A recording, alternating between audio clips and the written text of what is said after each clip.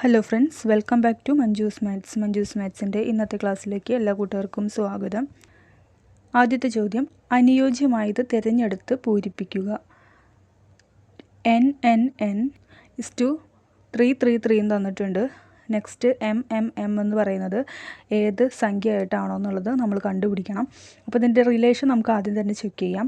ഇവിടെ n എന്ന് പറയുന്നത് നമുക്കറിയാം അല്ലേ, എന്നിൻ്റെ വില എന്ന് പറയുന്നത് n എന്ന ആൽഫബറ്റിൻ്റെ വില എന്ന് പറയുന്നത് നമുക്കറിയാം എത്രയാണ്, n is equal to 14 അതെങ്ങനെ 3 റിലേറ്റ് ചെയ്തെന്നാണ് നമുക്ക് ചെക്ക് ചെയ്യാനുള്ളത്. നമുക്കറിയാം ആകെ ആൽഫബറ്റുകളുടെ എണ്ണം എന്ന് പറയുന്നത് 26 അല്ലേ. ഈ 26 നിന്നും 14 മൈനസ് ചെയ്യുന്നു. 14 മൈനസ് ചെയ്യുമ്പോൾ നമുക്ക് കിട്ടും 2 1 12 എന്ന് കിട്ടും. ഇനി 12-ൽ ഈ 2 ഡിജിറ്റ്സ് തമ്മിൽ ആഡ് ചെയ്ത് നോക്കൂ, 1ഉം 2ഉം ആഡ് ചെയ്യുമ്പോൾ 3 കിട്ടുന്നുണ്ട്. അങ്ങനെയാണ് ഈ 3 എന്ന് പറയുന്ന ഈ ഒരു സംഖ്യയിലോട്ട് റിലേറ്റ് ചെയ്തിരിക്കുന്നത്. അങ്ങനെയാണെങ്കിൽ നമുക്ക് കാണേണ്ടത് എമ്മിൻ്റെ വാല്യൂ ആണ് നമുക്ക് കാണേണ്ടത്. അപ്പോൾ നമുക്കതൊന്ന് ചെക്ക് ചെയ്ത് നോക്കാം. എമ്മിൻ്റെ വാല്യൂ എന്ന് പറയുന്നത് എത്രയാണ്, 13 അല്ലേ. 26 എന്ന് പറയുന്ന സംഖ്യയിൽ നിന്നും, അതായത് ടോട്ടൽ ആൽഫബറ്റ്സ് എന്ന് പറയുന്നത് 26 26-ൽ നിന്നും 13 നമ്മൾ മൈനസ് ചെയ്യുവാണ്. മൈനസ് ചെയ്യുമ്പോൾ 13 എന്ന് കിട്ടും. ഇനി എന്ത് ചെയ്യുന്നു, 13-ലെ ഡിജിറ്റ്സ് തമ്മിൽ ആഡ് ചെയ്യുന്നു. 1 + 3 is equal to 4. അപ്പോൾ നമ്മുടെ ആൻസർ എന്ന് പറയുന്നത് എം എന്ന് പറയുന്നത് 4 എന്ന് ആൻസർ കിട്ടും. ഓപ്ഷൻ ബി ആണ് റൈറ്റ് ആൻസർ. അപ്പോൾ നെക്സ്റ്റ് ചോദ്യത്തിലോട്ട് കടക്കാം. അപ്പോൾ നമ്മുടെ അടുത്ത ചോദ്യം, a is equal to into b is equal to minus c is equal to plus ആയാൽ ഈ തന്നിരിക്കുന്നതിൻ്റെ വില നമുക്ക് കാണണം. നമുക്ക് സബ്സ്റ്റിറ്റ്യൂട്ട് ചെയ്യാം. 3 കഴിഞ്ഞിട്ട് എ ആണ്. എയുടെ വില എന്ന് പറയുന്നത് ഇൻറ്റു ആയിട്ടാണ് കൊടുത്തിരിക്കുന്നത്. നെക്സ്റ്റ് 4 ആണ്. 4 കഴിഞ്ഞിട്ട് ബി വരുന്നുണ്ട്. ബിയുടെ വില എന്ന് പറയുന്നത് മൈനസ് ചിഹ്നമാണ് കൊടുത്തിരിക്കുന്നത്. നെക്സ്റ്റ് 5 കഴിഞ്ഞിട്ട് സി ആണ്. സിക്ക് പ്ലസ് ചിഹ്നമാണ് കൊടുത്തിരിക്കുന്നത്. അത് കഴിഞ്ഞിട്ട് 6. അപ്പോൾ ഇതിൻ്റെ വില അങ്ങ് കണ്ടാൽ മതി. ആദ്യം ബോർഡ് മാസ് എന്ന് പറയുന്ന റൂൾ വെച്ചിട്ട് നമ്മൾ ചെയ്യുകയാണ്. ബോർഡ് മാസ് എന്ന് പറയുന്ന റൂൾ വെച്ചിട്ട് ചെയ്യുമ്പോൾ ആദ്യം നമ്മൾ ഈ തന്നിരിക്കുന്നതിൽ നമ്മൾ ആദ്യം എന്താണ് ചെയ്യുന്നത്, ഇവിടെ ഇൻറ്റു ഉണ്ട്, മൈനസ് ഉണ്ട്, പ്ലസ് ഉണ്ട്. അപ്പോൾ നമ്മൾ ഏറ്റവും ആദ്യം ചെയ്യേണ്ടത് എന്താണ്, മൾട്ടിപ്ലിക്കേഷനാണ് ചെയ്യേണ്ടത്. അപ്പോൾ 3 × 4 എന്ന് പറയുന്നതിൻ്റെ value 12 minus 5 plus 6. Okay, next 12 minus 5 plus 6 എന്ന് പറയുമ്പോൾ വലുതിൻ്റെ ചിഹ്നം പ്ലസ് ആണ്. 6-ൽ നിന്ന് 5 കുറയ്ക്കുമ്പോൾ 1 എന്ന് കിട്ടും. 12 + 1 എന്ന് കിട്ടും. is equal to 12 1 13. ഓക്കെ, അല്ലാന്നുണ്ടെങ്കിൽ നമുക്ക് 12-ൽ നിന്നും 5 കുറച്ച് കഴിഞ്ഞാൽ 7 എന്ന് കിട്ടും. 7 + 6 എന്ന് പറയുന്നത് 13. ഓക്കെ, അപ്പോൾ നമ്മുടെ ആൻസർ എന്ന് പറയുന്നത് 13, ഓപ്ഷൻ എ ആണ്. ഇനി അടുത്ത ചോദ്യം, സമവാക്യം ശരിയാകത്തക്ക വിധം തന്നിരിക്കുന്ന ക്രമത്തിൽ ചിഹ്നങ്ങൾ ചേർക്കുക. അപ്പോൾ ഇവിടെ ഒരു സമവാക്യം നമുക്ക് തന്നിട്ടുണ്ട്. അപ്പോൾ തന്നിരിക്കുന്ന ഓപ്ഷൻസ് വെച്ചിട്ട് ഓരോ ചിഹ്നങ്ങളും ഇട്ട് കൊടുത്തു കഴിഞ്ഞാൽ ഈ ഒരു സമവാക്യം കറക്റ്റ് ആവുന്നുണ്ടോ എന്നുള്ളത് നമുക്ക് ചെക്ക് ചെയ്യണം. ഫസ്റ്റ് ഓപ്ഷൻ എ ഇട്ട് കൊടുക്കാം, 17. ഇവിടെ വിട്ടുപോയാൽ നമ്മൾ ഫസ്റ്റ് ചിഹ്നം മൈനസ് കൊടുക്കുന്നു. നെക്സ്റ്റ് 3, അടുത്ത ചിഹ്നം ഇൻറ്റു, അത് കഴിഞ്ഞിട്ട് 2, അടുത്ത ചിഹ്നം പ്ലസ് 5. ഇത് 16 കിട്ടുന്നുണ്ടോ എന്ന് നമുക്ക് ചെക്ക് ചെയ്യാം. ബോർഡ് മാസ് എന്ന് പറയുന്ന ആ ഒരു റൂള് തന്നെയാണ് ഇവിടെ അപ്ലൈ ചെയ്യേണ്ടത്. ആദ്യം 17 മൈനസ്, ആദ്യം ചെയ്യേണ്ടത് എന്താണ്, മൈനസ് ഉണ്ട്, ഇൻറ്റു ഉണ്ട്, പ്ലസ് ഉണ്ട്. ആദ്യം ചെയ്യേണ്ടത് നമ്മൾ ഇൻറ്റു ആണ് ചെയ്യേണ്ടത് അല്ലേ. 3 × 2 6 + 5. ഓക്കെ, 17-ൽ നിന്നും 6 മൈനസ് ചെയ്യുമ്പോൾ 11 + 5 is equal to 11ഉം 5ഉം 16 എന്ന് നമുക്ക് ആൻസർ കിട്ടുന്നുണ്ട്.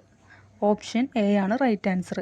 ഇനി നമുക്ക് ഓരോ ഓപ്ഷൻസും നമുക്ക് ചെക്ക് ചെയ്ത് നോക്കാം. 16 കിട്ടുന്നുണ്ടോ എന്നുള്ളത് നമുക്ക് ചെക്ക് ചെയ്യാം. അതായത് ഇങ്ങനെയുള്ള ക്വസ്റ്റ്യൻസ് കിട്ടുമ്പോൾ നമ്മൾ ഓരോ ഓപ്ഷൻസും നമ്മൾ സബ്സ്റ്റിറ്റ്യൂട്ട് ചെയ്ത് കൊടുക്കുകയാണ് ചെയ്യുന്നത്.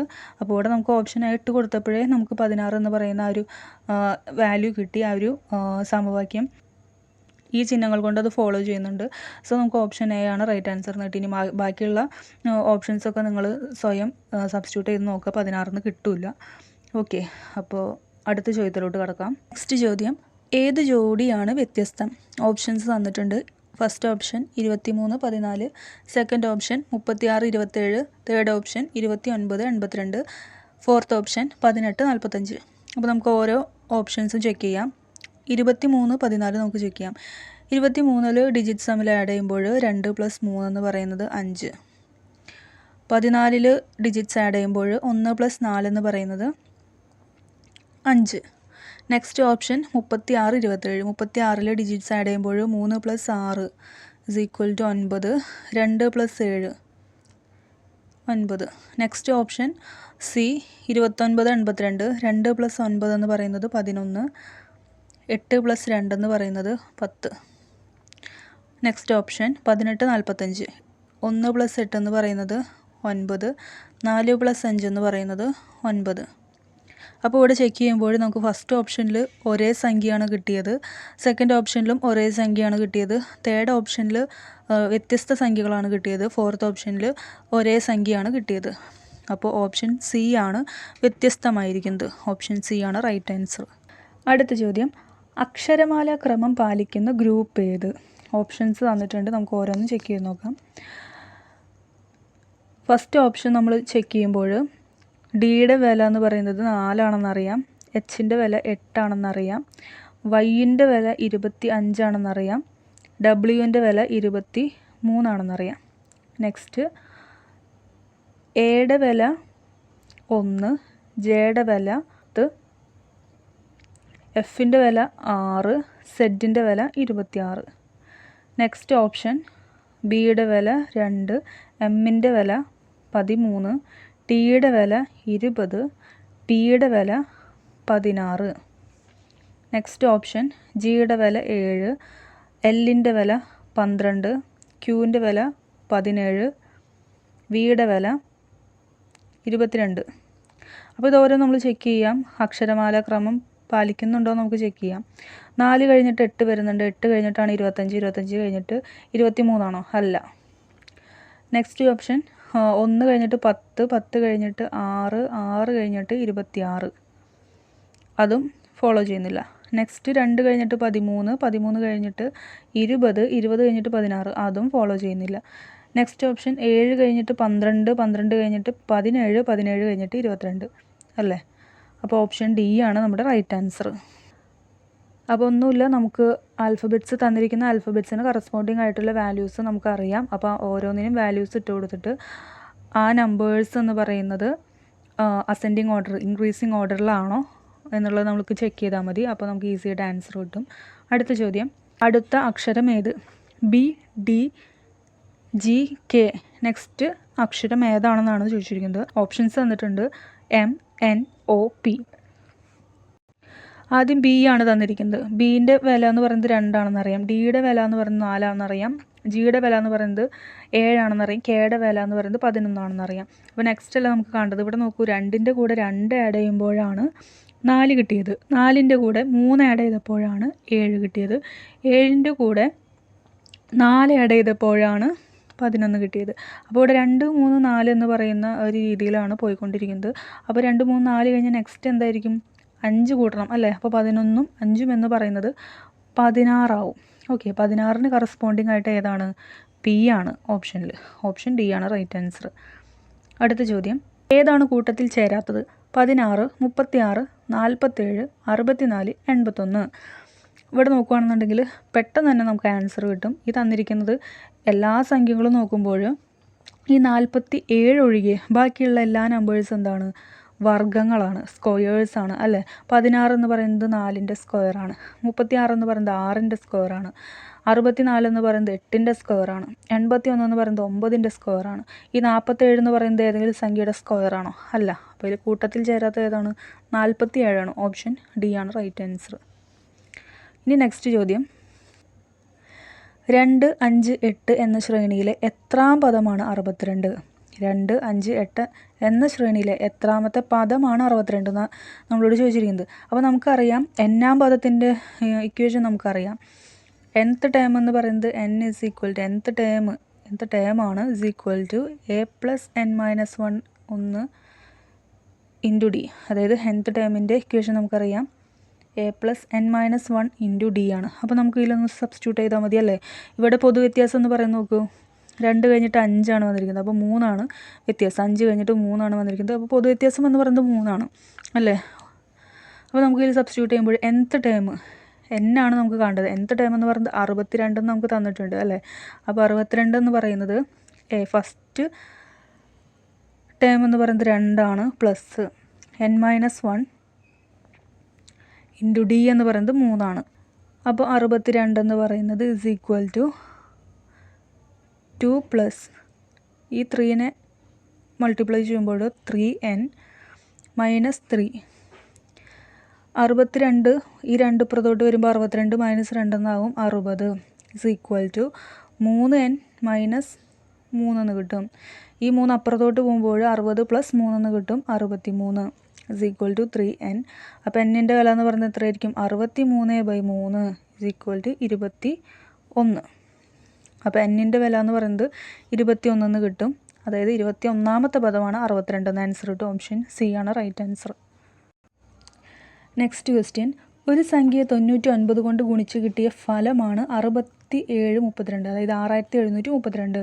സംഖ്യ ഏതെന്നാണ് നമ്മളോട് ചോദിച്ചിരിക്കുന്നത്. അപ്പോൾ ഒരു സംഖ്യ ഉണ്ട്, ആ സംഖ്യ നമുക്കറിയില്ല. ആ സംഖ്യ 99 കൊണ്ട് ഗുണിച്ചപ്പോൾ നമുക്ക് പ്രോഡക്റ്റ് എന്ന് പറയുന്നത് 6732 എന്ന് കിട്ടി. അപ്പോൾ നമുക്ക് സംഖ്യ കാണാം അല്ലേ. അപ്പോൾ സംഖ്യ നമുക്ക് അറിയാത്തത് കൊണ്ട് നമ്മൾ എക്സ് എന്ന് എടുത്തു. എക്സിനെ 99 കൊണ്ട് മൾട്ടിപ്ലൈ ചെയ്തപ്പോൾ നമുക്ക് കിട്ടിയത് 6732 എന്നാണ് കിട്ടിയത്. അപ്പോൾ ഇതിൽ നിന്ന് സംഖ്യ കണ്ടുകൂടെ, അതായത് എക്സ് കണ്ടുകൂടെ. എക്സ് എന്ന് പറയുന്നത് 6732/99 ജസ്റ്റ് ഡിവൈഡ് ചെയ്യാം. അപ്പോൾ ഇത് നോക്കുമ്പോൾ 11 ക്യാൻസൽ ചെയ്യാം 9 തവണ. ഇനി ഇത് 11 6732 എത്ര തവണ പോകും നോക്കാം. ഫസ്റ്റ് 6 തവണ പോവും, ബാക്കി 1. 13 1 തവണ പോവും, ബാക്കി 2. 22 2 തവണ പോവും. 612 ഡിവൈഡഡ് ബൈ 9 എന്ന് കിട്ടും. ഇത് ക്യാൻസൽ ചെയ്യുമ്പോൾ 6 54 7 72 8 68 എന്ന ആൻസർ കിട്ടും. അപ്പോൾ നമ്മുടെ ആൻസർ എന്ന് പറയുന്നത്, ആ സംഖ്യ എന്ന് പറയുന്നത് 68 ആണ്. ഓപ്ഷൻ ഡി ആണ് റൈറ്റ് ആൻസർ. അടുത്ത ചോദ്യം, 2 സംഖ്യകളുടെ തുക 170, അവയുടെ വർഗ്ഗമൂലങ്ങളുടെ തുക 18 ആയാൽ വലിയ സംഖ്യ ഏത്? 2 സംഖ്യകളുടെ തുക 170 എന്നാണ് തന്നിരിക്കുന്നത്. അപ്പോൾ 2 സംഖ്യകൾ നമുക്ക് അറിയില്ല, അതിനെ നമ്മൾ എക്സും വൈ എന്ന് എടുത്തു. അതിൻ്റെ തുക എന്ന് പറയുന്നത് എത്രയാണ്? എക്സ് പ്ലസ് വൈ എന്ന് പറയുന്നത് 170. ഇനി തന്നിരിക്കുന്നത് അവയുടെ വർഗ്ഗമൂലങ്ങളുടെ തുക 18 ആണെന്ന് നമുക്ക് തന്നിട്ടുണ്ട്. വർഗ്ഗമൂലങ്ങൾ എന്ന് പറയുമ്പോൾ എന്താണ്? ഒന്നാമത്തെ സംഖ്യ എക്സ് ആണ്, അതിൻ്റെ വർഗ്ഗമൂലം എന്ന് പറയുന്നത് √x. രണ്ടാമത്തെ സംഖ്യ വൈ ആണ്, അതിൻ്റെ വർഗ്ഗമൂലം എന്ന് പറയുന്നത് √y ആയിരിക്കും. അപ്പോൾ അവരുടെ തുക എന്ന് പറയുമ്പോൾ √x plus √y is equal to 18. അപ്പോൾ ഇത്രയാണ് നമ്മുടെ ക്വസ്റ്റ്യനിൽ തന്നിരിക്കുന്ന കാര്യങ്ങൾ. ഇനി നമ്മൾ എന്ത് ചെയ്യണം? വലിയ സംഖ്യ, ഇതിൽ ഏതാണ് വലിയ സംഖ്യ എന്ന് കണ്ടുപിടിക്കണം. ഇനി നമ്മൾ എന്താണ് ചെയ്യാൻ പോകുന്നത്? ജസ്റ്റ് ഈ √x പ്ലസ് √y സ്ക്വയർ കാണുന്നു. അതായത് ഇവിടെ ഈ ഒരു ഇക്വേഷൻ, ഇത് ഇക്വേഷൻ നമ്പർ 1 എന്ന് വിളിക്കുകയാണെങ്കിൽ ഇത് 2 സൈഡിൽ നമ്മൾ സ്ക്വയർ കാണുന്നു. സ്ക്വയർ കാണുമ്പോൾ 18ൻ്റെ സ്ക്വയർ എന്ന് വരും. 18ൻ്റെ സ്ക്വയർ എന്ന് പറയുന്നത് 324 ആണ്. ഓക്കെ, ഇനി നമുക്കറിയാം a plus B whole square എന്ന് പറയുന്നത് നമുക്കറിയാവുന്ന ഇക്വേഷനാണ്. a square plus 2ab plus B square. അപ്പോൾ √x plus √y whole square എന്ന് പറയുമ്പോൾ റൂട്ട് പോവും അല്ലേ. a സ്ക്വയർ, എയുടെ സ്ഥാനത്ത് √x ആണ്. അപ്പോൾ √x സ്ക്വയർ എന്ന് പറയുമ്പോൾ ആ റൂട്ട് പോയിട്ട് എക്സ് എന്നായിട്ട് മാറും. പ്ലസ് അതേപോലെ തന്നെ √y സ്ക്വയർ എന്ന് പറയുമ്പോൾ y എന്ന് കിട്ടും. Plus 2 into √x into √y എന്ന് പറയുമ്പോൾ √(xy) എന്ന് കിട്ടും. Is equal to 324. അപ്പോൾ ഇവിടെ എക്സ് പ്ലസ് വൈയുടെ വില നമുക്ക് കിട്ടിയിട്ടുണ്ട് 170 എന്ന്. അത് നമ്മൾ സബ്സ്റ്റിറ്റ്യൂട്ട് ചെയ്യുന്നു. 170 പ്ലസ് 2 √xy എന്ന് പറയുന്നത് 324. ഓക്കെ,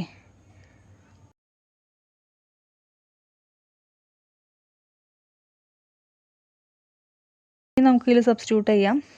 അപ്പോൾ 2 √xy എന്ന് പറയുന്നത് 124 ആണ്. മൈനസ് 170 കാണുന്നു. അപ്പോൾ അത് മൈനസ് ചെയ്യുമ്പോൾ നമുക്ക് 154 എന്ന് കിട്ടും. അപ്പോൾ √(xy) എന്ന് പറയുന്നത് 154 ഡിവൈഡഡ് ബൈ 2 എന്ന് വരും. ക്യാൻസൽ ചെയ്യുമ്പോൾ 77 എന്ന് കിട്ടും. 77. അപ്പോൾ √xy എന്ന് പറയുന്നത് എന്താവും? ഇസ് ഈക്വൽ ടു 77ന് നമുക്ക് 2 സംഖ്യകളുടെ പ്രോഡക്റ്റ് ആയിട്ട് എഴുതാം അല്ലേ. 11 ഇൻറ്റു 7 എന്ന് എഴുതാം അല്ലേ. അപ്പോൾ √xy എന്ന് പറയുന്നത് എന്താണ്? √x into √y is equal to 11 into 7 എന്ന് കിട്ടി. അപ്പോൾ ഇതിൽ നിന്ന് എന്ത് കിട്ടി? റൂട്ട് എക്സ് എന്ന് പറയുന്നത് 11, റൂട്ട് വൈ എന്ന് പറയുന്നത് 7 എന്ന് കിട്ടി. റൂട്ട് എക്സ് എന്ന് പറയുന്നത് 11 എന്നും കിട്ടി, റൂട്ട് വൈ എന്ന് പറയുന്നത് 7 എന്നും കിട്ടിക്കഴിഞ്ഞാൽ അതിൽ നിന്നും എക്സിൻ്റെയും വൈയുടെയും വില കണ്ടുകൂടെ? അപ്പോൾ എക്സ് എന്ന് പറയുന്നത് എന്തായിരിക്കും? റൂട്ട് എക്സ് എന്ന് പറയുന്നത് 11 ആണെങ്കിൽ എക്സ് എന്ന് പറയുന്നത് സ്ക്വയർ ചെയ്താൽ മതി, രണ്ട് സൈഡിലും സ്ക്വയർ ചെയ്യുക. അപ്പോൾ 11ൻ്റെ സ്ക്വയർ നമുക്കറിയാം 121 ഇനി നെക്സ്റ്റ് റൂട്ട് വൈ എന്ന് പറയുന്നത് 7 അതുകൊണ്ട് രണ്ട് സൈഡിലും നമ്മൾ സ്ക്വയർ ചെയ്യുമ്പോൾ വൈ എന്ന് കിട്ടും. വൈ എന്ന് പറയുന്നത് 7ൻ്റെ സ്ക്വയർ 49. അപ്പോൾ 121 49 കിട്ടി. നമ്മളോട് ചോദിച്ചിരിക്കുന്നത് ഈ തന്നിരിക്കുന്ന നമുക്ക് കിട്ടിയ സംഖ്യകളിൽ ഏതാണ് വലിയ സംഖ്യ? വലിയ സംഖ്യ എന്ന് പറയുന്നത് 121. ഓപ്ഷൻ എ ആണ് റൈറ്റ് ആൻസർ. അപ്പോൾ നമ്മുടെ അടുത്ത ചോദ്യം, 1000-ന് താഴെ എത്ര മൂന്നക്ക സംഖ്യകളുണ്ട്? 1000-ന് താഴെ എത്ര മൂന്നക്ക സംഖ്യകളുണ്ടെന്നാണ് ചോദിച്ചിരിക്കുന്നത്. ഓപ്ഷൻസ് വന്നിട്ടുണ്ട് 900, 999, 899, 901. അപ്പോൾ നമുക്ക് ഈ ഒരു ക്വസ്റ്റ്യൻ എങ്ങനെയാണ് ചെയ്യാം? 1000-ന് താഴെയുള്ള ഏറ്റവും വലിയ മൂന്നക്ക സംഖ്യ എന്ന് പറയുന്നത് 999 ആണെന്നറിയാം അല്ലേ? ഇനി 1000-ന് താഴെയുള്ള ഏറ്റവും ചെറിയ മൂന്നക്ക സംഖ്യ എന്ന് പറയുന്നത് എത്രയാണ്? 100 അല്ലേ? നമ്മൾ എന്ത് ചെയ്യുന്നു? ഇത് രണ്ടും കൂടിയിട്ട് അങ്ങ് മൈനസ് ചെയ്യുന്നു. മൈനസ് ചെയ്യുമ്പോൾ 899 എന്ന് കിട്ടും. ഈ കിട്ടിയതിൻ്റെ കൂടെ 1 ആഡ് ചെയ്യുന്നു, നമുക്ക് ആൻസർ കിട്ടും 900. ഓപ്ഷൻ എ ആണ് റൈറ്റ് ആൻസർ. അപ്പോൾ ഒന്നുമില്ല, 1000-ന് താഴെയുള്ള എത്ര മൂന്നക്ക സംഖ്യകളുണ്ടെന്നാണ് നമ്മളോട് ചോദിച്ചിരിക്കുന്നത്. അപ്പോൾ 999 വലിയ സംഖ്യ, ചെറിയ സംഖ്യ എന്ന് പറയുന്നത് മൂന്നക്ക സംഖ്യ 100. രണ്ടും കൂടിയിട്ട് നമുക്ക് എത്ര മൂന്നക്ക സംഖ്യയാണെന്നാണ് ചോദിച്ചിരിക്കുന്നത്. അപ്പോൾ 100 മുതൽ 999 വരെയുള്ള സംഖ്യകൾ നമുക്ക് കിട്ടണം. അതിന് വേണ്ടിയിട്ട് എന്ത് ചെയ്യുന്നു? രണ്ടും കൂടിയിട്ട് മൈനസ് ചെയ്യുന്നു, എന്നിട്ട് അതിൻ്റെ കൂടെ 1 ആഡ് ചെയ്യുന്നു. അപ്പോൾ നമുക്ക് 900 എന്ന ആൻസർ കിട്ടും. ഓപ്ഷൻ എ ആണ് റൈറ്റ് ആൻസർ. ഇനി അടുത്ത ചോദ്യം, 10.5 സെൻറ്റിമീറ്റർ 4.5 സെൻറ്റിമീറ്റർ വശങ്ങളുള്ള ഒരു ചതുരത്തിൻ്റെ ചുറ്റളവിന് തുല്യ ചുറ്റളവുള്ള സമഭുജ ത്രികോണത്തിൻ്റെ ഒരു വശം എത്രയായിരിക്കും? അപ്പോൾ രണ്ട് വശങ്ങൾ നമുക്ക് തന്നിട്ടുണ്ട്. ചതുരമാണ് തന്നിരിക്കുന്നത്, ചതുരം. ഓക്കെ, 10.5 സെൻറ്റിമീറ്റർ 4.5 സെൻറ്റിമീറ്റർ വശങ്ങളാണ് ആ ചതുരത്തിനുള്ളത് നമുക്ക് തന്നിട്ടുണ്ട്. അപ്പോൾ അതിൻ്റെ ചുറ്റളവ്, ചതുരത്തിൻ്റെ ചുറ്റളവ് എന്ന് പറയുന്നത് എത്രയാണ്? നമുക്കറിയാം 2 നീളം പ്ലസ് വീതി. നീളം എന്ന് പറയുന്നത് 10.5 എടുത്തു, പ്ലസ് വീതി എന്ന് പറയുന്നത് 4.5 എടുത്തു. അപ്പോൾ ഇതാണ് ചുറ്റളവിൻ്റെ ഇക്വേഷൻ. ഇസ് ഈക്വൽ ടു ഇത് കാണുമ്പോൾ 2 × 10.5 4.5 കൂടിയിട്ട് ആഡ് ചെയ്യുമ്പോൾ 15. 2 × 15 30 നമുക്ക് ചുറ്റളവ്. 30 സെൻറ്റിമീറ്റർ ആണ് ചുറ്റളവ് എന്ന് നമുക്ക് കിട്ടി. ഇനി തന്നിരിക്കുന്നത് എന്താണ്? അതിന് തുല്യ ചുറ്റളവുള്ള സമഭുജ ത്രികോണത്തിൻ്റെ ഒരു വശം എത്ര ആയിരിക്കുമെന്നാണ് നമ്മളോട് ചോദിച്ചിരിക്കുന്നത്. അപ്പോൾ ഇതിന് തുല്യമായിട്ടുള്ള സമഭുജ ത്രികോണത്തിൻ്റെ ചുറ്റളവ് എന്ന് പറയുന്നത് നമുക്കറിയാം ഈ തന്നിരിക്കുന്ന 30, ഈ കിട്ടിയ 30 സെൻറ്റിമീറ്റർ എന്ന് പറയുന്നത് സമഭുജ ത്രികോണത്തിൻ്റെ ചുറ്റളവിന് തുല്യമാണ് എന്നാണ് നമുക്ക് തന്നിരിക്കുന്നത്. അപ്പോൾ ഒരു സമഭുജ ത്രികോണം എന്ന് പറഞ്ഞാൽ അതിൻ്റെ പ്രത്യേകത എന്താണ്? എല്ലാ വശങ്ങളും, ഈ 3 വശങ്ങളും ഈക്വൽ ആയിരിക്കും അല്ലേ? അപ്പോൾ അതിൻ്റെ ചുറ്റളവ് എന്ന് പറയുന്നത് എത്രയായിരിക്കും? സമഭുജ ത്രികോണത്തിൻ്റെ ചുറ്റളവ് എന്ന് പറയുന്നത് ഈ 3 വശങ്ങളും കൂടിയിട്ട് അങ്ങ് ആഡ് ചെയ്താൽ മതി. ഇപ്പോൾ ഒരു വശം എ ആണെങ്കിൽ ചുറ്റളവ് എത്രയായിരിക്കും? 3a. ഇത് a + a + a 3a ആയിരിക്കും ആ ത്രികോണത്തിൻ്റെ ചുറ്റളവ് എന്ന് പറയുന്നത്. ഇവിടെ ചുറ്റളവ് നമുക്ക് 30 തന്നിട്ടുണ്ട് അല്ലേ? അപ്പോൾ ഒരു വശം കാണാനായിട്ട് നമ്മൾ എന്ത് ചെയ്താൽ മതി? 30നെ 3 കൊണ്ട് ഡിവൈഡ് ചെയ്താൽ മതി, ഒരു വശം കിട്ടും അല്ലേ? 3 ഈക്വലായിട്ട് ഡിവൈഡ് ചെയ്യുന്നു. അപ്പോൾ ഒരു വശം എന്ന് പറയുന്നത് 10 സെൻറ്റിമീറ്റർ നമുക്ക് കിട്ടും. ഓക്കെ, ഓപ്ഷൻ സി ആണ് റൈറ്റ് ആൻസർ. അടുത്ത ചോദ്യം, റൂട്ട് 121 മൈനസ് റൂട്ട് 40ൻ്റെ വില നമുക്ക് കാണണം. Root 121 minus root 40. റൂട്ട് 121 നമുക്കറിയാം എത്രയാണ്? സ്ക്വയർ റൂട്ട് 121 എന്ന് പറയുന്നത് 11 minus root 40 is equal to 11 minus root 40നെ നമുക്ക് എങ്ങനെ എഴുതാം? 4 × 10 അല്ലേ? ഇസ് ഈക്വൽ ടു 11 മൈനസ് 4 × 10 എത്രയാണ്? ഇതിന് നമുക്ക് റൂട്ട് ഓഫ് എ ബി എന്ന് പറയുന്നത് റൂട്ട് a × റൂട്ട് ബി ആണ് അല്ലേ? അപ്പോൾ നമുക്കിനി സെപ്പറേറ്റ് ആയിട്ട് ചെയ്താലോ? അപ്പോൾ root 4 × root 10 is equal to 11 minus root 4 എന്ന് പറയുന്നത് എത്രയാണ്? സ്ക്വയർ റൂട്ട് ഓഫ് 4 എന്ന് പറയുന്നത് 2 × റൂട്ട് 10 നമ്മുടെ ഓപ്ഷൻ സി ആണ് റൈറ്റ് ആൻസർ. 11 - 2√10 ആണ് ആൻസർ. ഓപ്ഷൻ സി ആണ് റൈറ്റ് ആൻസർ. അടുത്ത ചോദ്യം, 5/2 - 2/5 - 2 1/10 വില നമുക്ക് കാണണം. 5/2 - 2/5 - 2 1/10. 2 1/10 എന്ന് പറയുന്നത് എത്രയാണ്? 2 + 1/10 ആണ് മീൻ ചെയ്യുന്നത്. അപ്പോൾ ഇത് ക്രോസ് മൾട്ടിപ്ലൈ ചെയ്യുമ്പോൾ 10 × 2 20, 21 21/10. അപ്പോൾ മൈനസ് ബ്രാക്കറ്റിലിട്ടിട്ട് 21/10. അപ്പോൾ എന്തായിട്ട് മാറും? ഇനി ഇതിൻ്റെ LCM അങ്ങ് കണ്ടാൽ പോരെ. LCM എന്ന് പറയുന്നത് എത്രയാണ്? നമുക്ക് ചെയ്ത് നോക്കേണ്ട ആവശ്യമൊന്നുമില്ല. 10 തന്നെയാണ് ഇവിടെ LCM. നോക്കിയാൽ തന്നെ മനസ്സിലാവും 10 ആണ് ഇവിടെ LCM. അപ്പോൾ ഈ 10 കൊണ്ട് എല്ലാ ന്യൂമറേറ്ററിലും മൾട്ടിപ്ലൈ ചെയ്യണമല്ലോ. 10 കൊണ്ട് ചെയ്യുമ്പോൾ 5 തവണ പോവും. 5 × 5 25. മൈനസ് ഇവിടെ 10 കൊണ്ട് ചെയ്യുമ്പോൾ 5 10 2 തവണ 2 × 2 4 കിട്ടും.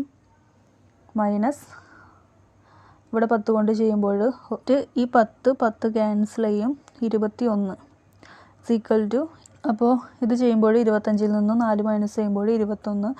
ബാക്കി 21/10 = 0/10. 0/10 എന്ന് പറഞ്ഞു കഴിഞ്ഞാൽ 0 തന്നെയാണ് ആൻസർ. ഓപ്ഷൻ എ ആണ് റൈറ്റ് ആൻസർ. അടുത്ത ചോദ്യം, 10 കുട്ടികളുടെ ശരാശരി പൊക്കം 120 സെൻറ്റിമീറ്റർ. 2 കുട്ടികൾ പോയി പകരം 2 കുട്ടികൾ വന്നപ്പോൾ ശരാശരി 121 എങ്കിൽ വന്ന 2 കുട്ടികളുടെ ശരാശരി പൊക്കം എത്ര? അപ്പോൾ 10 കുട്ടികളുടെ ശരാശരി പൊക്കം 120 തന്നിട്ടുണ്ട് അല്ലേ. അപ്പോൾ അവരുടെ ടോട്ടൽ എത്രയായിരിക്കും? ജസ്റ്റ് മൾട്ടിപ്ലൈ ചെയ്താൽ മതി. 10 × 120 = 1200. 2 കുട്ടികൾ പോയിട്ട് പകരം 2 കുട്ടികൾ വന്നപ്പോൾ ശരാശരി 121 അപ്പോൾ എന്ത് സംഭവിച്ചു? അവിടെ 2 കുട്ടികൾ പോയി, പക്ഷേ 2 കുട്ടികൾ എന്നിട്ട് വന്നു. അപ്പോൾ എണ്ണം സെയിം തന്നെയാണ്, പക്ഷേ എന്ത് സംഭവിച്ചു? ശരാശരി 121 അപ്പോൾ ടോട്ടൽ എന്ന് പറയുന്നത് എന്തായിട്ട് മാറി? 10 × 121 = 1210 മാറി. ഇനി നെക്സ്റ്റ് എന്താണ് നോക്കേണ്ടത്? നമുക്ക് കാണേണ്ടത് ആ 2 കുട്ടികളുടെ വന്ന 2 കുട്ടികളുടെ ശരാശരി പൊക്കമാണ് നമ്മളോട് ചോദിച്ചിരിക്കുന്നത്. അപ്പോൾ നമ്മൾ എന്ത് ചെയ്യുന്നു? ആദ്യം തന്നെ ഈ ടോട്ടലുകൾ തമ്മിലുള്ള ഡിഫറൻസ് നമ്മൾ കാണുന്നു. ടോട്ടലുകൾ തമ്മിലുള്ള ഡിഫറൻസ് എന്ന് പറയുമ്പോൾ 1210 നിന്ന് 1200 മൈനസ് ചെയ്യുമ്പോൾ 10 ഇവിടെ വർദ്ധിക്കുകയാണ് ചെയ്തത് അല്ലേ. 10 വർദ്ധിക്കുകയാണ് നമുക്ക് ഇവിടെ ചെയ്തത്. അപ്പോൾ ശരാശരി എന്ന് പറയുന്നത് എന്താണ്? 10 2 കുട്ടികൾ വന്നപ്പോൾ 10/2 5 ആണ് ശരാശരി കിട്ടിയത്. ഇപ്പോൾ നമ്മളോട് ചോദിച്ചിരിക്കുന്നത് എന്താണ്? വന്ന 2 കുട്ടികളുടെ ശരാശരി പൊക്കമാണ് നമ്മളോട് ചോദിച്ചിരിക്കുന്നത്. അപ്പോൾ എന്ത് ചെയ്യുന്നു? നേരത്തെ 120 ആയിരുന്നല്ലോ, അതിൻ്റെ കൂടെ 5 ആഡ് ചെയ്യുന്നു. 125 സെൻറ്റിമീറ്റർ ആണ് ശരാശരി എന്ന് നമുക്ക് കിട്ടും. ഓക്കെ, 2 വ്യത്യസ്ത സംഖ്യകളുടെ 17% തമ്മിൽ 51ൻ്റെ വ്യത്യാസമുണ്ട് എങ്കിൽ സംഖ്യകൾ തമ്മിലുള്ള വ്യത്യാസം എത്ര? അപ്പോൾ 2 വ്യത്യസ്ത സംഖ്യകളാണ്, അവയുടെ 17% തമ്മിൽ 51ൻ്റെ വ്യത്യാസമുണ്ട് എന്ന് പറഞ്ഞാൽ എന്താണ്? നമ്മൾ 2 സംഖ്യകൾ അറിയില്ല, x y എന്നെടുത്തു. അപ്പോൾ തന്നിരിക്കുന്ന കാര്യമനുസരിച്ച് നമുക്കിതിനെങ്ങനെ എഴുതാം? 17%, അതായത് 2 സംഖ്യകളുടെ 17%, എക്സിൻ്റെ 17% എന്ന് പറഞ്ഞാൽ x × 17/100, വൈൻ്റെ 17% എന്ന് പറഞ്ഞാൽ y × 17/100. അവരുടെ വ്യത്യാസം എന്ന് പറയുന്നത് 55 എന്ന് പറഞ്ഞു കഴിഞ്ഞാൽ അത് രണ്ടും മൈനസ് ചെയ്യുക. y × 17/100 രണ്ടും മൈനസ് ചെയ്യുമ്പോൾ 51 ആണെന്നാണ് നമുക്ക് തന്നിരിക്കുന്നത്. ഇതിൽ നിന്നും നമുക്ക് എന്ത് കണ്ടുപിടിക്കാം? അവ തമ്മിലുള്ള വ്യത്യാസം കാണാൻ പറഞ്ഞിരിക്കുന്നു, അതായത് x - y കണ്ടുപിടിക്കണം. അപ്പോൾ ഇതിൽ നിന്നും x - y കണ്ടുകൂടെ? x - y into common ആയിട്ടുള്ളത് എത്രയാണ്? ഇൻറ്റു 17/100 രണ്ടിലും കോമൺ ആണ് അല്ലേ, = 51. നെക്സ്റ്റ് സ്റ്റെപ്പ് എന്താവും? x - y എന്ന് പറയുന്നത് 51. ഇത് അപ്പുറത്തോട്ട് പോകുമ്പോൾ നേരെ തിരിയും അല്ലേ, 100/17 എന്ന് കിട്ടും. ഇത് 51ൽ 3 തവണ പോവും, = 3 × 100 എന്ന് പറയുന്നത് 300. അപ്പോൾ x - y എന്ന് പറയുന്നത് 300 എന്ന ആൻസർ കിട്ടും. അതായത് ആ സംഖ്യകൾ തമ്മിലുള്ള വ്യത്യാസം എന്ന് പറയുന്നത് 300 എന്നാണ് കിട്ടുന്നത്. ഓപ്ഷൻ ഡി ആണ് റൈറ്റ് ആൻസർ. അടുത്ത ചോദ്യം, ഒരു കച്ചവടക്കാരൻ 3000 രൂപ പരസ്യ വിലയുള്ള സാധനം 12% ഡിസ്കൗണ്ടിൽ വിൽക്കുന്നു. അയാൾക്ക് 10% ലാഭം കിട്ടുന്നെങ്കിൽ അയാളുടെ മുടക്കുമുതൽ എത്ര? ഒരു കച്ചവടക്കാരൻ 3000 രൂപ പരസ്യവിലയുള്ള സാധനം 12% ഡിസ്കൗണ്ടിലാണ് വിൽക്കുന്നത്. അപ്പോൾ 12% ഡിസ്കൗണ്ടിൽ വിറ്റു എന്ന് പറഞ്ഞു കഴിഞ്ഞാൽ അയാൾ എത്ര രൂപയ്ക്കായിരിക്കും ആ ഒരു സാധനം വിറ്റത് എന്ന് നമുക്ക് ആദ്യം തന്നെ കാണാം. അഥവാ സെല്ലിംഗ് പ്രൈസ് നമുക്ക് കാണാം. സെല്ലിംഗ് പ്രൈസ് നമുക്ക് കാണാം, അതായത് വിറ്റ വില നമ്മൾ ആദ്യം തന്നെ കാണുവാണ് എത്രയാണെന്നുള്ളത്. അപ്പോൾ എന്ത് ചെയ്യുന്നു, 3000 രൂപയുടെ സാധനം 12% ഡിസ്കൗണ്ടിൽ വിൽക്കുന്നു എന്ന് പറഞ്ഞു കഴിഞ്ഞാൽ എന്താണത് മീൻ ചെയ്യുന്നത്? 3000 രൂപ 3000ൻ്റെ 12% കുറച്ചിട്ടാണ് വിൽക്കുന്നത്. 12% കാണുമ്പോൾ 0.63 360 രൂപ കുറച്ചിട്ടാണ് വിൽക്കുന്നത്. അതായത് ഈ 3000ത്തിൽ നിന്നും 360 രൂപ കുറച്ചിട്ടാണ് വിൽക്കുന്നത്. 4 6 2 2640 രൂപയ്ക്കാണ് അയാൾ വിറ്റത്. അതായത് വിറ്റ വില എന്ന് പറയുന്നത് സെല്ലിംഗ് പ്രൈസ്, വിറ്റ വില എന്ന് പറയുന്നത് 2640 രൂപയ്ക്കാണ് വിറ്റത്. ഇനി നമുക്ക് എന്താണ് തന്നിരിക്കുന്നത്? അയാൾക്ക് 10% ലാഭം കിട്ടുന്നെങ്കിൽ അയാളുടെ മുടക്കുമുതൽ എത്ര എന്നാണ് നമ്മളോട് ചോദിച്ചിരിക്കുന്നത്. അപ്പോൾ എന്ത് ചെയ്തു? 10% അയാൾക്ക് ഇതിലൂടെ ലാഭം കിട്ടി എന്ന് പറഞ്ഞാൽ എന്താണ്? നമുക്കറിയില്ല അതിന് എത്ര വിലയായിരുന്നു എന്നുള്ളത്. ഒറിജിനൽ പ്രൈസ് എത്രയായിരുന്നു എന്ന് നമുക്കറിയില്ല. അതിന് നമ്മൾ എക്സ് എന്ന് എടുത്തു. ആ എക്സിൻ്റെ 10% ലാഭത്തിനാണ് വിറ്റത്. വിറ്റപ്പോൾ 2640 രൂപ കിട്ടി എന്ന് പറഞ്ഞാൽ എന്താണ്? എക്സിൻ്റെ 110%, അത് 10% ലാഭമാണ് ചോദിച്ചിരിക്കുന്നത് തന്നിരിക്കുന്നത്.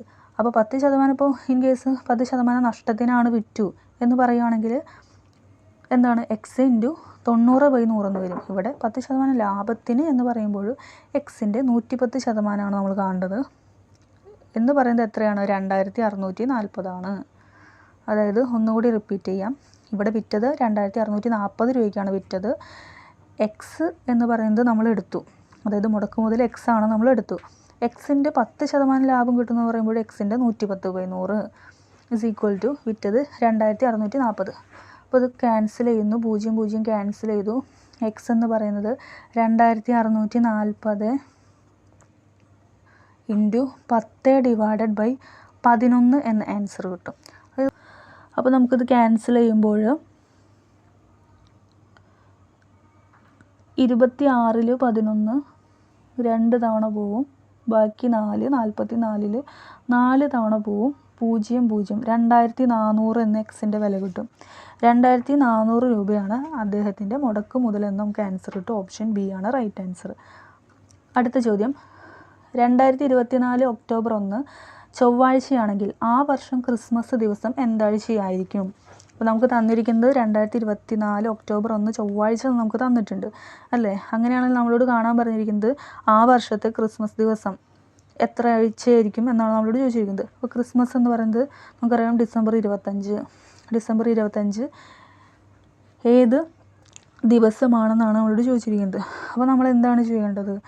ഒക്ടോബർ 1 മുതൽ നമ്മളിങ്ങനെ ഒരു ക്വസ്റ്റ്യൻ കിട്ടിക്കഴിഞ്ഞാൽ നമ്മൾ ചെയ്യേണ്ടത് ഒക്ടോബർ 1 മുതൽ ഡിസംബർ 24 വരെയുള്ള ദിവസങ്ങൾ കാണുക. എന്താണെന്ന്? ഒക്ടോബർ 1 മുതൽ ഡിസംബർ 24 വരെയുള്ള ദിവസങ്ങൾ കാണുക. ഓക്കെ, അല്ല എന്നുണ്ടെങ്കിൽ ഒക്ടോബർ 2 മുതൽ ഡിസംബർ 25 വരെയുള്ള ദിവസങ്ങൾ കാണുക. ഇതിൽ ഏതെങ്കിലും ഒന്നാണ് ചെയ്യേണ്ടത്. അതായത് ഒന്നാമത്തേത് ഒക്ടോബർ 1 മുതൽ 24 വരെയുള്ള ദിവസങ്ങൾ കാണുക. അല്ല എന്നുണ്ടെങ്കിൽ ഒക്ടോബർ 2 മുതൽ 25 വരെയുള്ള ദിവസങ്ങൾ കാണുക. അപ്പോൾ നമ്മളിവിടെ കാണുകയാണ് ഒക്ടോബർ 1 മുതൽ ഡിസംബർ 24 വരെ നമ്മൾ എത്ര ദിവസങ്ങളുണ്ട് നമ്മൾ കാണുവാണ്. ഒക്ടോബർ മാസത്തിൽ ടോട്ടൽ എത്ര ദിവസമുണ്ട്? 31 ദിവസമുണ്ട് അല്ലേ? ആകെ ദിവസങ്ങൾ നമ്മൾ കാണുവാണ്. ഒക്ടോബർ കഴിഞ്ഞ് നവംബറാണ്. നവംബറിൽ എത്ര ദിവസമുണ്ട്? ആകെ 30 ദിവസമുണ്ട് അല്ലേ? പിന്നെ എത്രയുണ്ട്? ഡിസംബർ 24 വരെ 24 ദിവസങ്ങളുണ്ട്. ഇതെല്ലാം കൂടിയിട്ട് ആഡ് ചെയ്യുമ്പോൾ നമുക്ക് എത്ര കിട്ടും? 4 1 5 3 3 6 2 8 85 ദിവസങ്ങളുണ്ടെന്ന് കിട്ടും. ടോട്ടൽ ദിവസങ്ങൾ 85. ഇനി നമ്മൾ നമ്പർ ഓഫ് ഓഡ് ഡേയ്സ് കാണുകയാണ്. അതായത് ഏത് ദിവസമാണ് എന്ന് കാണണമെങ്കിൽ നമ്മൾ ഓഡ് ഡേയ്സിൻ്റെ എണ്ണം നമുക്ക് കാണണം. അപ്പോൾ 85-നെ 7 കൊണ്ട് ഡിവൈഡ് ചെയ്യുക. അപ്പോഴാണ് നമുക്ക് ഓഡ് ദിവസങ്ങൾ നമുക്ക് കിട്ടുന്നത്. അപ്പോൾ 7 കൊണ്ട് ഡിവൈഡ് ചെയ്യുമ്പോൾ 1 തവണ പോവും, ബാക്കി ഈ 2 × 7 14. റിമൈനിങ് എത്ര കിട്ടും? 1. അതായത് ബാക്കി എത്ര കിട്ടും? 1. ഈ 1 എന്ന് പറയുന്നത് വെച്ചിട്ടാണ് നമ്മൾ ഏതാണ് ദിവസം എന്ന് കാണുന്നത്. അതായത് റിമൈൻഡർ 1 എന്ന് നമുക്ക് കിട്ടി. അപ്പോൾ നമ്മളിനി എന്ത് ചെയ്യുന്നു? ചൊവ്വാഴ്ചയാണ് ഒക്ടോബർ 1 നമുക്ക് തന്നിട്ടുണ്ട്. ആ ചൊവ്വാഴ്ചയുടെ കൂടെ എന്ത് ചെയ്യണം, ഈ കിട്ടിയ റിമൈൻഡർ ആഡ് ചെയ്യുക. 1 ചൊവ്വാഴ്ചയുടെ കൂടെ 1 ആഡ് ചെയ്യുമ്പോൾ ബുധൻ എന്ന് ആൻസർ കിട്ടും. ഓക്കെ, അപ്പോൾ നമ്മുടെ ആൻസർ എന്ന് പറയുന്നത് ഓപ്ഷൻ ബി ആണ്. അപ്പോൾ ഒന്നുമില്ല, നമ്മൾ ടോട്ടൽ ഡേയ്സ് കാണുന്നു, അതിൽ നിന്നും ഓഡ് ഡേയ്സിൻ്റെ എണ്ണം കിട്ടാനായിട്ട് അതിനെ 7 കൊണ്ട് ഡിവൈഡ് ചെയ്യുന്നു. കിട്ടുന്ന റിമൈൻഡർ എത്രയാണോ അത് നമ്മൾ വെച്ചിട്ട് തന്നിരിക്കുന്ന ക്വസ്റ്റ്യനിൽ ഏത് ദിവസമാണോ തന്നിരിക്കുന്നത് അതിൻ്റെ കൂടെ ഈ റിമൈൻഡർ ആഡ് ചെയ്യുന്നു. അപ്പോൾ കിട്ടുന്ന ദിവസമാണ് നമുക്ക് ആൻസർ ആയിട്ട് വരുന്നത്. ഓക്കെ, ഇനി നെക്സ്റ്റ് ക്വസ്റ്റ്യൻ 8-1 വിട്ടുപോയ സ്ഥാനത്ത് ഏതക്കം ചേർത്താലാണ് 11 കൊണ്ട് നിശേഷം ഹരിക്കാവുന്ന സംഖ്യ കിട്ടുന്നത്. അപ്പോൾ ഓരോ ഓപ്ഷൻസ് നമുക്ക് ഇട്ട് കൊടുക്കാം. നമുക്കറിയാം 11ൻ്റെ മൾട്ടിപ്ലിക്കേഷൻ അഥവാ 11ൻ്റെ ഡിവിസിബിലിറ്റി റൂൾ നമ്മൾ പഠിച്ചിട്ടുണ്ട് അല്ലേ. അതായത് ഒരു സംഖ്യ 11 കൊണ്ട് ഡിവൈഡ് ചെയ്ത് പോവും എന്ന് പറയണമെങ്കിൽ എന്താണ് ഡിവിസിബിലിറ്റി റൂളിൽ പറയുന്നത്?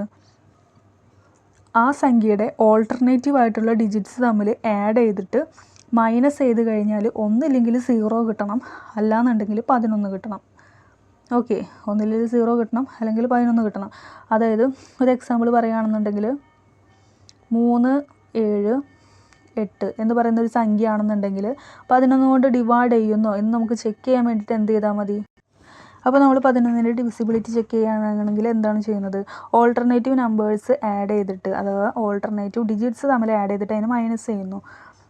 ഓൾട്ടർനേറ്റീവ് നമ്പർ എന്ന് പറയുമ്പോൾ 3ഉം 8ഉം 11. നെക്സ്റ്റ് ഓൾട്ടർനേറ്റീവ് നമ്പർ എന്ന് പറയുന്നത് 7 ആണ്. അപ്പോൾ 11ൽ നിന്നും 7 മൈനസ് ചെയ്യുന്നു. അതായത് ഇവ തമ്മിലുള്ള ഡിഫറൻസ് കാണുന്നു. = 4 എന്ന് കിട്ടും. ഒന്നില്ലെങ്കിൽ 0 കിട്ടണം അല്ലെങ്കിൽ 11 കിട്ടണം, എന്നാൽ മാത്രമേ 11ൻ്റെ ഡിവിസിബിലിറ്റി റൂൾ ഫോളോ ചെയ്യുള്ളൂ. 11 കൊണ്ട് ഡിവൈഡ് ചെയ്യാൻ പറ്റുള്ളൂ. അപ്പോൾ നമുക്കിവിടെ ഇത് ജസ്റ്റ് ഒരു എക്സാമ്പിൾ കാണിച്ചു തന്നുള്ളൂ. നമ്മളിതൊക്കെ പഠിച്ചതാണ്. അറിയാത്തവരുണ്ടെങ്കിൽ നമ്മൾ തന്നെ നമ്മുടെ ക്ലാസ് ഇട്ടിട്ടുണ്ട്, ബന്ധപ്പെട്ട ക്ലാസ് ഇട്ടിട്ടുണ്ട്, അത് കാണുക. അപ്പോൾ ഇവിടെ നമ്മൾ ചെക്ക് ചെയ്യുമ്പോൾ ഫസ്റ്റ് ഓപ്ഷൻ എ 7 ഇട്ട് കൊടുക്കുന്നു. 7 ആണെന്നുണ്ടെങ്കിൽ എന്ത് ചെയ്യുന്നു? ഓൾട്ടർനേറ്റീവ് നമ്പേഴ്സ് ആഡ് ചെയ്യുന്നു, മൈനസ് ചെയ്യുന്നു. 8 3 9, 9 - 7 എന്ന് പറയുന്നത് 2 ആണ്. അപ്പോൾ അത് ഫോളോ ചെയ്യുന്നില്ല. നെക്സ്റ്റ് ഓപ്ഷൻ എന്ന് പറയുന്നത് 6 ആണ്. 6 ആഡ് ചെയ്യുമ്പോൾ 8 3 9, 9ൽ നിന്നും 6 മൈനസ് ചെയ്യുമ്പോൾ നമുക്ക് എത്ര കിട്ടും? 3 എന്ന് കിട്ടും. അപ്പോൾ അതും ഫോളോ ചെയ്യുന്നില്ല. നെക്സ്റ്റ് ഓപ്ഷൻ എന്ന് പറയുന്നത് 9 ആണ്. 9 ഇട്ട് കൊടുക്കുന്നു. 9 ഇട്ട് കൊടുക്കുമ്പോൾ എന്ത് കിട്ടും? 8 3 9, 9 - 9 എന്ന് പറയുന്നത് എന്ത് കിട്ടും? നമുക്ക് 0 എന്ന് കിട്ടും അല്ലേ. അപ്പോൾ ഒന്നിൽ 0 കിട്ടണം അല്ലെങ്കിൽ 11 കിട്ടണം. ഇവിടെ 0 എന്ന് കിട്ടി. അതുകൊണ്ട് 891 എന്ന് പറയുന്നത് 11ൻ്റെ മൾട്ടിപ്ലിക്കേഷനാണ്, അഥവാ 11 കൊണ്ട് നിശേഷം ഹരിക്കാൻ സാധിക്കും. നമ്മുടെ ആൻസർ എന്ന് പറയുന്നത് ഓപ്ഷൻ സി ആണ്. ഇനി 0 നമുക്ക് ചെക്ക് ചെയ്യേണ്ട ആവശ്യമില്ല. ഓക്കെ, അപ്പോൾ ഇന്നത്തെ ക്ലാസ് ഇവിടെ വൈൻഡപ്പ് ചെയ്യാണ്. നമ്മൾ 20 ക്വസ്റ്റ്യൻസ് ആണ് നമ്മൾ തൊഴിൽ വീതിയിൽ നിന്ന് എടുത്തിട്ട് നമ്മൾ ചെയ്തിട്ടുള്ളത്. അപ്പോൾ എക്സാമിന് മുൻപ് ഈ ടൈപ്പ് ക്വസ്റ്റ്യൻസ് ഒക്കെ ചെയ്തിട്ട് പോകാനായിട്ട് മാക്സിമം ശ്രമിക്കുക. നെക്സ്റ്റ് ക്ലാസ്സിൽ നമുക്ക് ബാക്കി ക്വസ്റ്റ്യൻസുമായിട്ട് വീണ്ടും കാണാം. Okay, thank you.